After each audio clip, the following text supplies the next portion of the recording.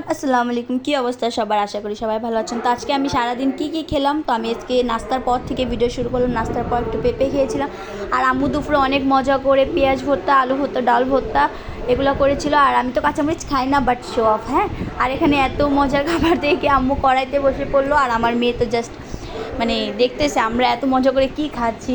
তারপর আমরা সন্ধ্যার দিকে বাইরে চলে গিয়েছিলাম, আর এখানে একদম সামনে রান্না হচ্ছিলো দেখে সব কিছু মনে হচ্ছে সব কিছু একা খেয়ে ফেলিস। আমরা সবার ফার্স্টে অর্ডার করছিলাম নাচোস আমার আম্মুর অনেক বেশি ফেভারিট, বাট এখানকার নাচোস আমার কাছে একটু ভালো লাগে না। সো তারপর আমরা স্যান্ডউইচ অ্যান্ড বার্গার অর্ডার করছিলাম, এটাও মোটামুটি চলে।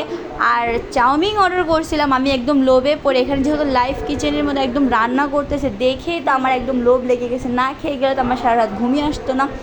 সো এটার জন্য সবাই বললো আপু ভাইয়ের হ্যাঁ অর্ডার করো তো আমি করে দিলাম। তারপর তো খেতেই পারতেছিলাম না। তারপর যাই হোক অনেক ক্ষুধাও ছিল। তারপর ঝালমুড়ি খেলাম, ঝালমুড়ি খাবার ঝাল লেগে গেলাম। সো আমরা সবাই মিন্ট খেলাম। মিন্টটা একদম মনে হচ্ছিলো ঘরে মেক করা, যেহেতু হোমমেডের মতো একদম লাগতেছিল। সো বাসায় এসে আম্মু পোলাও, মুরগির মাংস আর টিকিয়া রান্না করছে, সো ওগুলো খেলাম। আর আম্মুর হাতে টিকিয়া তো ওয়াও, জাস্ট ওয়াও।